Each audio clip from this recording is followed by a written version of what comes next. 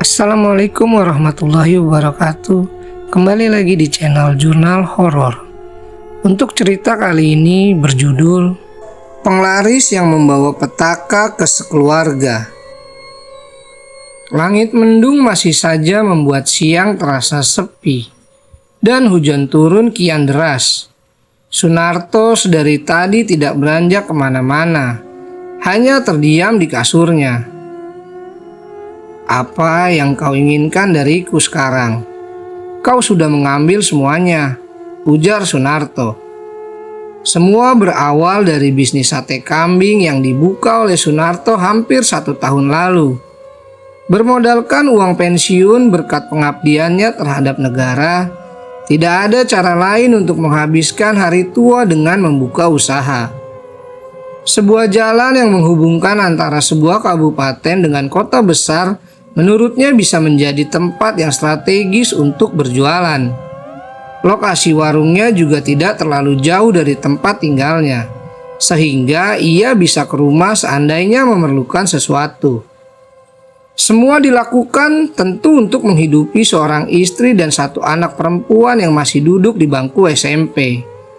Adapun kedua anaknya yang lain sudah memiliki keluarga dan kehidupan yang jauh dari desa. Berbisnis ternyata tidak semudah mengurusi berkas di kantornya dulu.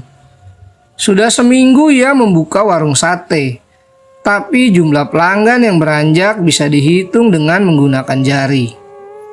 Sunarto bingung dengan keadaan warungnya.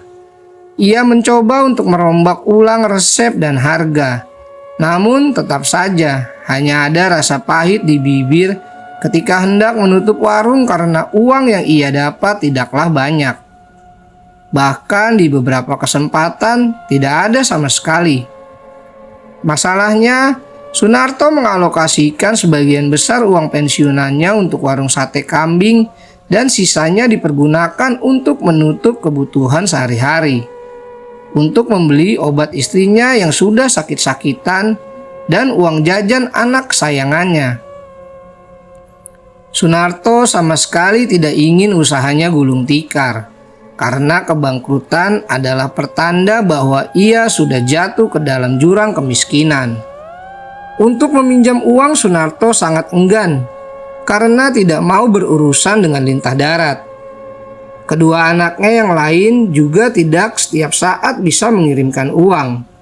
Meminta terus-menerus kepada anak-anaknya membuat Sunarto tidak enak hati. Pilihan yang buruk akhirnya ia ambil. Sunarto memutuskan untuk pergi menemui Ki Ageng. Ia adalah seorang dukun yang berdasarkan dari desas-desus mampu membuat seseorang menjadi lebih kaya. "Jangan sampai kamu lepas pesugihan ini atau sesuatu yang buruk akan menimpa kamu," ujar Ki Ageng. "Baik, Mbah. Jadi aku perlu memberikan ayam cemani dan kembang-kembang yang sudah Mbah sebut barusan setiap malam Jumat Kliwon?" tanya Sunarto. Ki Ageng hanya mengangguk.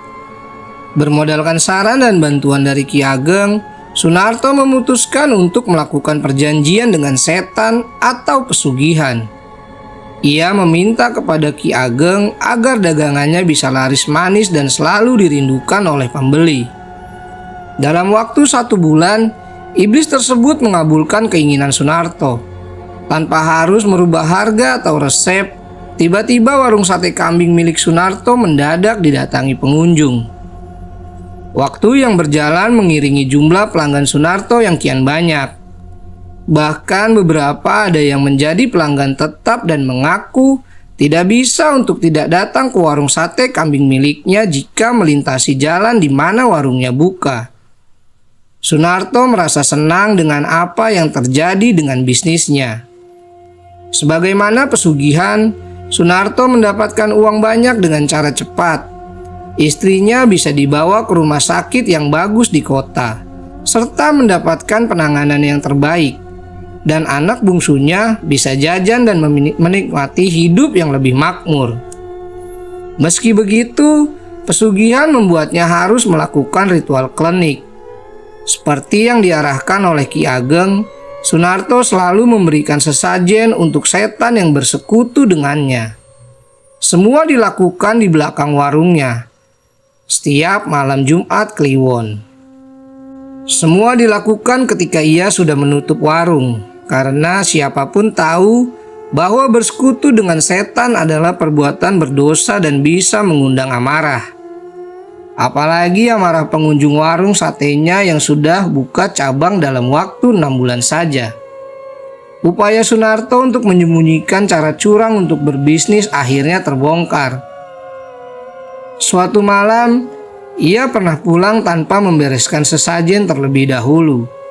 Keesokan harinya, seorang pelanggan yang hendak ke toilet melihat sesajen itu dan selanjutnya adalah ketidakpercayaan dan pandangan negatif terhadap Sunarto. Warung satenya tidak lagi didatangi oleh orang-orang. Bahkan beberapa orang berani untuk membuang ludah ketika melewati warungnya.